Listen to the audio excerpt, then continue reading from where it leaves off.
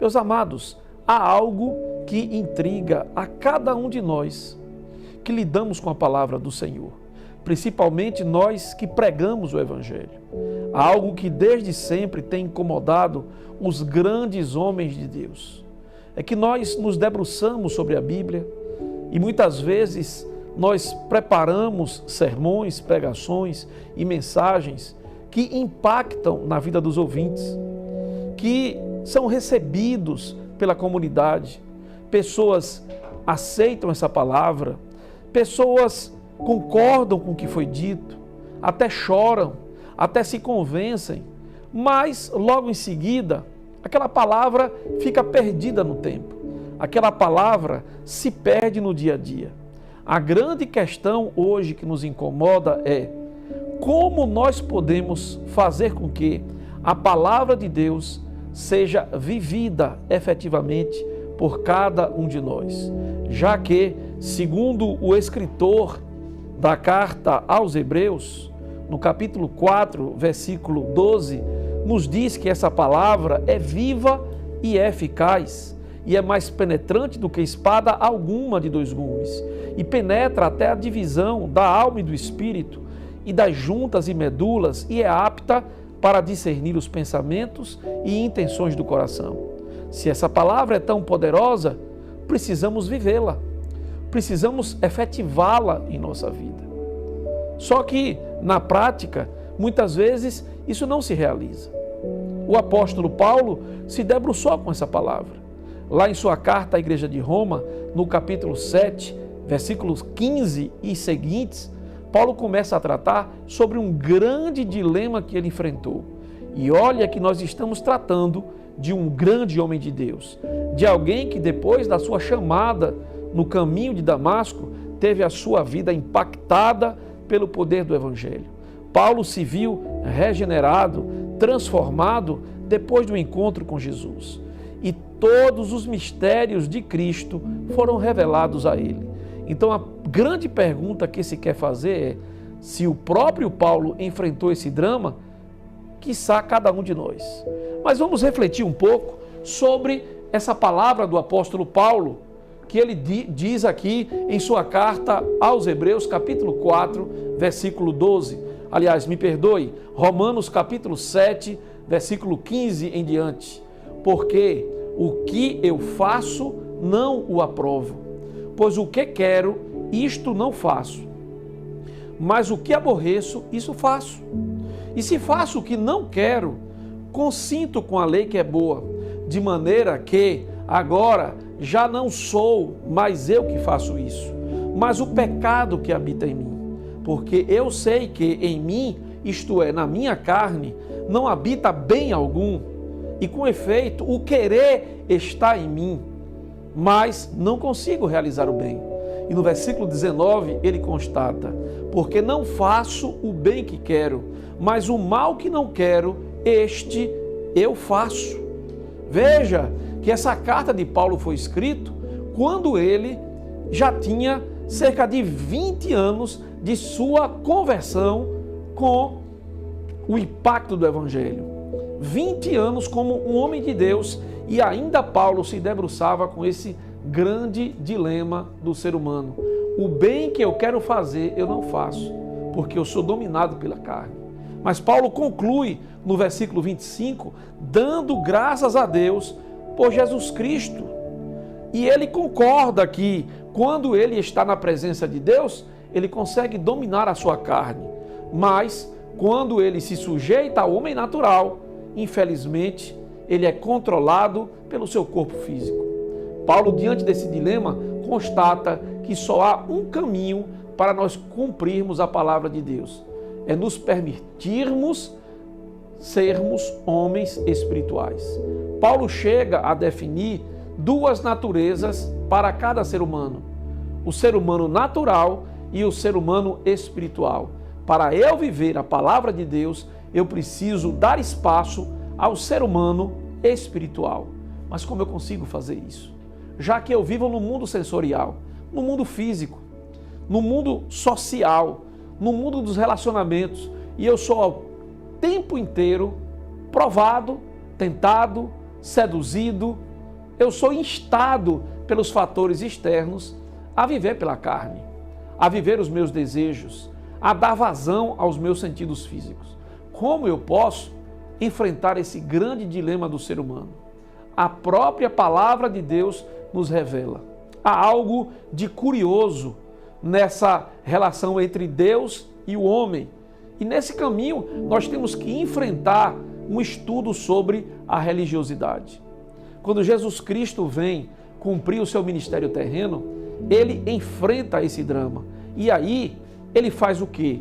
Ele constata que muitas vezes a religião é um impedimento para o homem viver a plenitude do Evangelho. Cristo esteve em um contexto social, em um contexto histórico, em que ele tinha que se debruçar sobre o farisaísmo, sobre as grandes interpretações da lei de Moisés, sobre a religião dos saduceus. E olha que o comportamento do mestre amado era de atacar frontalmente, veementemente, esse tipo de conduta humana baseada apenas na estética, baseada apenas na aparência.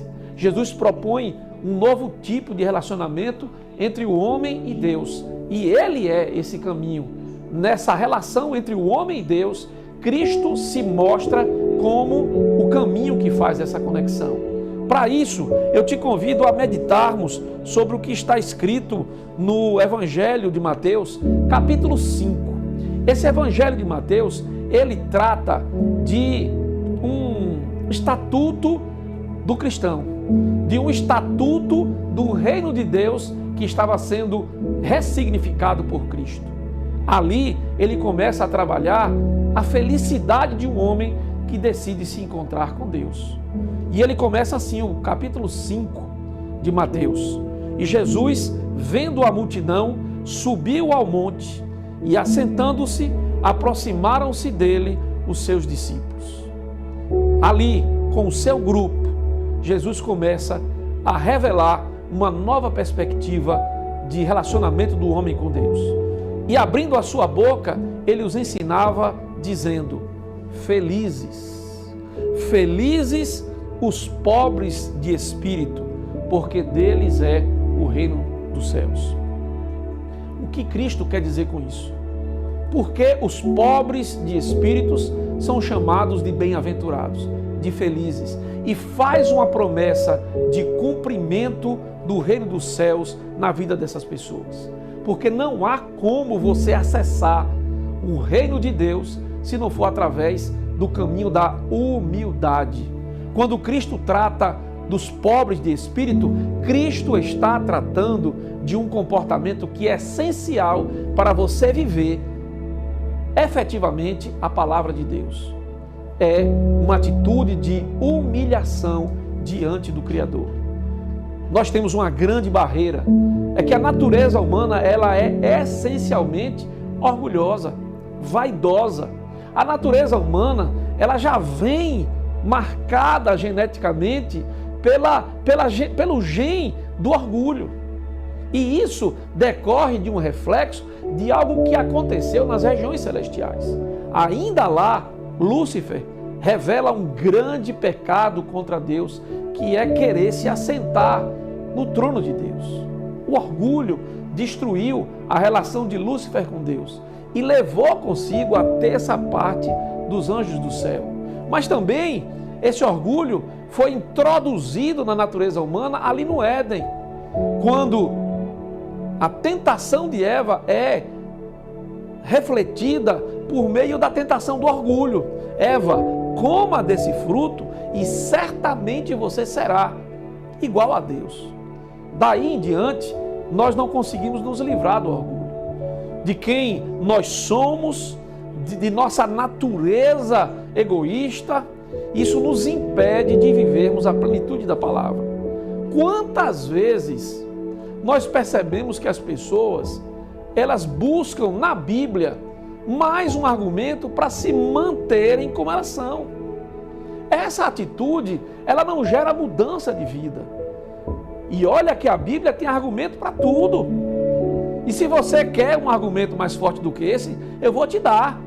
O próprio Satanás conhece a Bíblia, de Gênesis e Apocalipse, mais do que você, mais do que eu. E quando ele foi tentar Jesus, ele usou a palavra escrita para tentar a Jesus. Então, se você lê a Bíblia com a atitude de quem quer encontrar argumentos para se manter como você é, jamais essa palavra vai te transformar. E é por isso que a primeira felicidade prometida por Cristo é para quem se posiciona como uma pessoa humilde. Aliás, a morte de Cristo é a consumação dessa atitude de humildade. A morte vergonhosa na cruz é a prova de que o antídoto para o pecado é humilhar-se diante da potente mão de Deus. Mas só podemos ser transformados por essa luz que ilumina o nosso caminho, pela Bíblia Sagrada, se eu for a essa leitura com o desejo humilde de que eu seja transformado pelo que ali está escrito. A grande questão é que muitas vezes eu busco na palavra algo para inflar o meu ego. Eu quero viver as promessas de Deus em minha vida. Eu quero que Deus realize os meus sonhos, mas eu não me permito ser transformado pelo poder do Evangelho. E adiante Jesus vai mostrando como esse Evangelho é capaz de me modificar, de como esse Evangelho tem poder para transformar a minha história, de me tornar uma pessoa abundante, próspera, realizada e feliz. E eu vou dizer uma coisa para você, não sou eu quem argumento. Isso está mais do que sedimentado pela filosofia, pela sociologia, pelas provas históricas. A esmagadora maioria dos dramas humanos é causada pelo orgulho. As grandes guerras mundiais, a dominação, a subjugação de um homem por outro homem, o ambiente familiar, que às vezes é inóspito, é um ambiente deletério, é um ambiente que agride a sensibilidade humana, ele é afetado pelo orgulho. Se eu estou disposto a me negar, a anular a minha natureza vaidosa, Deus tem possibilidade de me transformar pela sua palavra. Então vamos parar com esse comportamento de querer ir em busca na Bíblia Sagrada de promessas de Deus que vão me transformar na grande pessoa que eu sempre sonhei ser. Não, vamos ao livro sagrado com uma atitude de humilhação. Fala, Senhor, comigo. Me permita ser tratado por essa palavra. O apóstolo Paulo, em sua primeira carta à igreja de Corinto, chega a dizer para cada um de nós, é um conselho paulino: examine-se, pois, o homem a si mesmo. E esse exame é à luz da Bíblia, é segundo o reflexo da palavra de Deus. Eu olho para mim, vejo quem eu sou e observo aquilo que é o projeto de Deus para mim na palavra sagrada, na Bíblia Sagrada. E ali eu percebo que eu preciso me adequar àquele texto. Então, se eu fizer isso, se eu me posicionar diante de Deus com humildade, tudo pode mudar em minha vida. Negue-se a si mesmo. Negue-se a si mesmo e permita que a glória de Deus se revele em sua vida. Jesus avança. Se eu quero ter uma vida impactada pela palavra, se eu quero viver a plenitude da palavra, eu preciso chorar. Porque os que choram serão consolados. O que é que isso significa? Porque Jesus diz que são felizes os que choram. Porque muitas vezes a nossa vida é marcada pela insensibilidade. Eu não tenho a capacidade de ser impactado pelo que está ao meu redor. Eu não me permito viver o ambiente no qual eu estou inserido como um espaço de convivência, de reflexão. A psicologia hoje nos indica que nós precisamos ensinar os nossos filhos a sentir a vida, a sentir os pequenos detalhes da vida, a sentir a dor da vida, porque a constatação de Cristo é: no mundo nós vivemos aflições. No mundo nós temos aflições, nós sofremos perdas, nós passamos por dificuldades e nós precisamos viver a plenitude de cada momento, inclusive a plenitude da dor, os momentos em que você se encontra enfermo, os momentos em que você perde alguém querido, os momentos em que você passa por um grande drama familiar, por catástrofes que assolam a vida humana. Em todos esses momentos, eu preciso sentir a vida fluir no meu corpo, no meu sangue, nas minhas veias.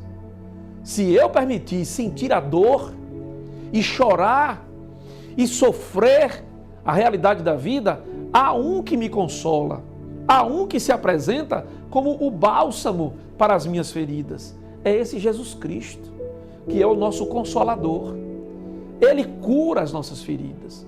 Se você está sofrendo, se você está chorando, você está sentindo a dor da vida, Cristo se apresenta como o bálsamo que cura a nossa dor. E a promessa dele é: em Cristo nós somos felizes, porque nele nós somos consolados. Felizes os mansos. E como nós temos carência de pessoas mansas. A mansidão é uma virtude que nos impede de viver conflitos pessoais, de viver conflitos familiares, de viver lutas e provas que às vezes são provocadas pela minha destemperança, pelo meu desequilíbrio. E hoje o argumento que se utiliza contra a mansidão é: a minha natureza é essa, eu sou assim, Deus me fez assim, eu vou viver assim e eu vou morrer assim. Não! Há poder na palavra de Deus, há poder no nome de Jesus para mudar quem você é. Como aconteceu com Paulo ali no caminho de Damasco, que foi transformado, como aconteceu com Pedro, que negou a Jesus e era aquele homem fleumático, mas teve a sua natureza transformada pelo impacto da presença do Espírito Santo de Deus em sua vida. Então é possível mudar a nossa natureza, mas não por nós mesmos, não pela nossa força, mas pela submissão ao agir do Espírito Santo de Deus em minha vida. Esse agir do Espírito Santo de Deus em minha vida faz toda a diferença. Eu tenho que ser manso. A mansidão muda tudo. A mansidão acaba com guerras, evita conflitos. A mansidão soluciona problemas familiares. Se você decidir ser manso, você vai ser feliz. Por quê? Porque você vai herdar a promessa de Deus em sua vida. Me faz lembrar aqui do exemplo de Abraão. Abraão era um homem manso. Teve um momento na vida de Abraão em que ele precisou se separar do seu sobrinho Ló. Ele sobe e lá de cima ele permite ao seu sobrinho que exercite um direito que era dele, de Abraão. Ele abre mão do seu direito e diz: olha Ló, não dá para os nossos gados conviverem no mesmo espaço. Os pastos já não são suficientes. Faz o seguinte, o direito é meu. O direito é meu de escolher o lugar para onde eu quero ir, mas eu abro mão disso. Eu abro mão do exercício do meu direito. Escolha, Ló. E o que acontece com Ló? Ele vai tomar uma decisão segundo a lógica humana. Ele escolhe as planícies verdejantes. Mas, se você é um homem guiado pelo Espírito Santo de Deus, não importa se você vai para a planície verdejante ou se você vai para o deserto. Sabe por quê? Porque aonde você pisar a planta do seu pé, você será abençoado, porque você tem fidelidade com Deus. Você tem compromisso com Jesus Cristo. Você é uma pessoa que é capaz de abrir mão do seu direito para viver em paz com o próximo. E é isso que Jesus Cristo nos estimula a sermos pessoas mansas. Felizes os mansos, porque os mansos confiam no Senhor. Eles estão debaixo da segurança de Deus. Ele não confia na sua lógica, na sua competência, na sua força, na sua razão. Ele confia no sobrenatural de Deus. Ele é um homem de fé. Cristo avança dizendo o seguinte: bem-aventurado aquele que tem fome e sede de justiça. Feliz aquele que tem fome e sede de justiça. E aí, se você não tiver cuidado, você cai numa cilada. Porque você acha que essa fome e sede de justiça é fome e sede de justiça social, de justiça política, de justiça humana. Mas não, quando você vai à palavra de Deus, está escrito em 1 Coríntios capítulo 1, versículo 30, mas vós sois dele em Jesus Cristo, o qual para nós foi feito por Deus sabedoria e justiça. A justiça do crente não é a justiça humana. A justiça do crente não é a justiça social. A justiça do crente é a pessoa de Jesus Cristo. Ele se fez a justiça de Deus para cada um de nós. Sabe por quê? Porque segundo essa justiça de Deus, que é Cristo, eu merecia a morte. Segundo a justiça de Deus, o meu lugar reservado era a cruz, mas Cristo se fez justo. Cristo se fez a resposta para essa justiça de Deus, morrendo em meu lugar, substituindo-me a mim e a você, pagando alto preço por aquela libertação, por aquele livramento de Deus em nossas vidas. Quem tem fome e sede de justiça, tem fome e sede de Jesus Cristo. E esse que tem fome e sede de justiça, nós seremos fartos, porque a justiça de Cristo em minha vida e na sua vida, ela chega em abundância, em grande quantidade. Bem-aventurados os misericordiosos. Mais uma vez, como consequência da mansidão, Cristo avança em uma manifestação de conduta, de comportamento humano. Você quer ter vitória, você precisa exercitar a misericórdia. E olha que isso é complicado. Você sabe por quê? Porque nós queremos misericórdia para nós. Nós queremos uma grande e poderosa e eficaz misericórdia para nós. Mas nós somos implacáveis com os outros. A nossa justiça, ela é intransigente, absoluta, monárquica e condenatória para o outro, implacável. Mas eu não sou misericordioso da forma como eu desejo essa misericórdia para mim. Então, se você quer ter prosperidade, você quer ter a bênção de Deus na sua vida, você quer viver a palavra de Deus em sua vida, tenha misericórdia do outro. Seja complacente. Seja condescendente com o outro. Aprenda a perdoar o teu irmão.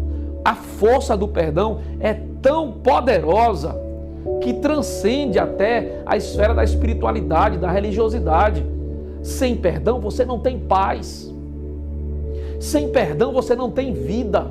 Sem perdão você não tem alegria. Sem perdão você é escravo dos seus pensamentos, de uma raiz de amargura que domina a sua vida. Sem perdão, você jamais pode se encontrar verdadeiramente com Deus. Tem dois pecados que a Bíblia revela que são imperdoáveis.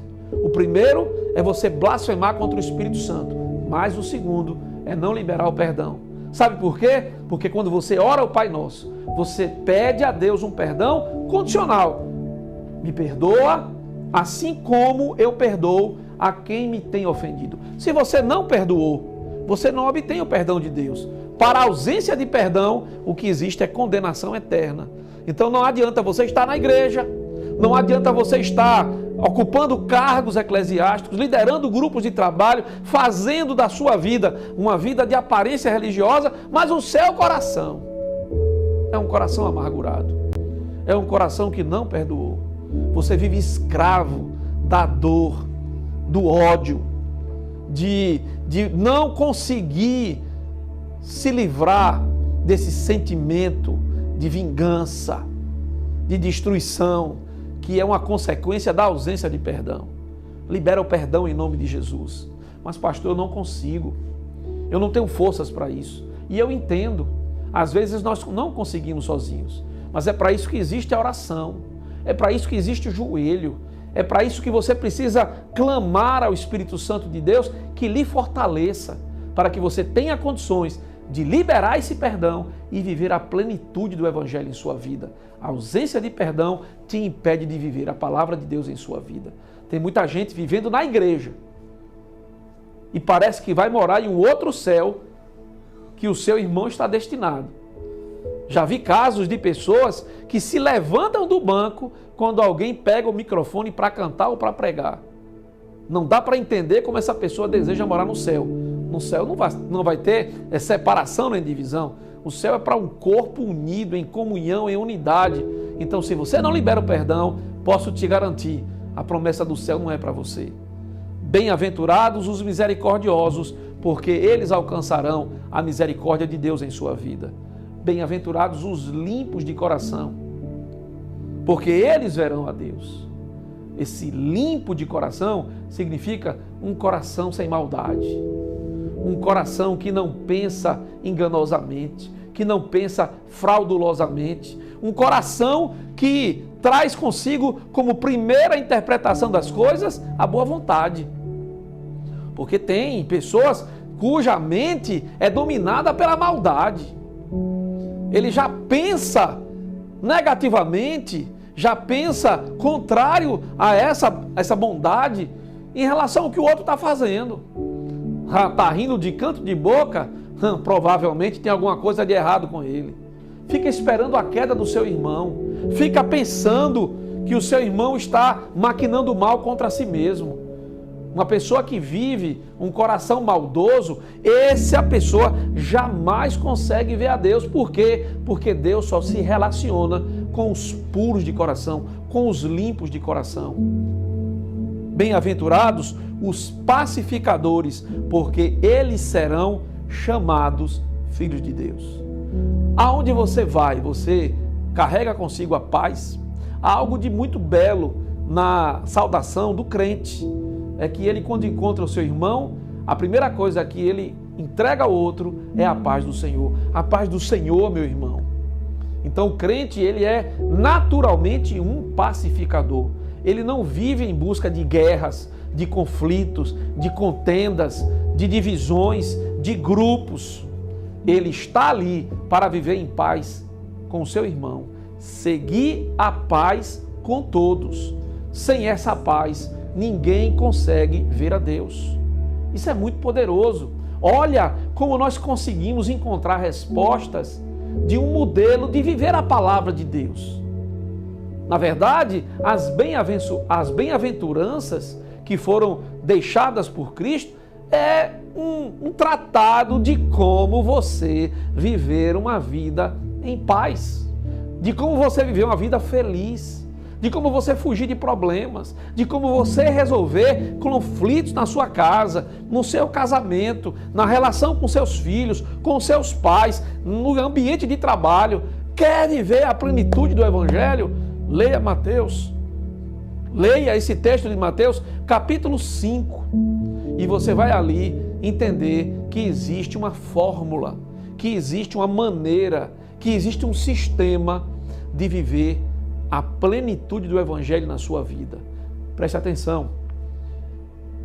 A igreja de Corinto, na primeira carta de Paulo, ele deixa isso bem claro. Ela tinha todos os dons.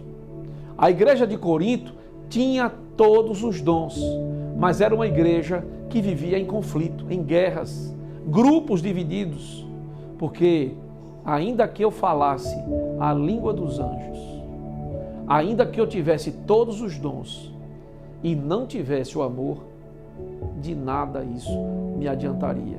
Viva o fruto do Espírito, viva a plenitude do Evangelho. É isso que Deus deixa para você. É isso que o Senhor quer para a sua vida. Que essa palavra possa impactar positivamente a sua história. Que essa palavra possa gerar em você frutos de prosperidade. Eu quero que você feche mais uma vez os seus olhos. Nós queremos orar mais uma vez, para que essa palavra tenha livre trânsito na sua história. Nós estamos aqui transmitindo pelo YouTube e tem muita gente que está participando conosco. Por exemplo, é muita gente, viu, Adonias? É muita gente.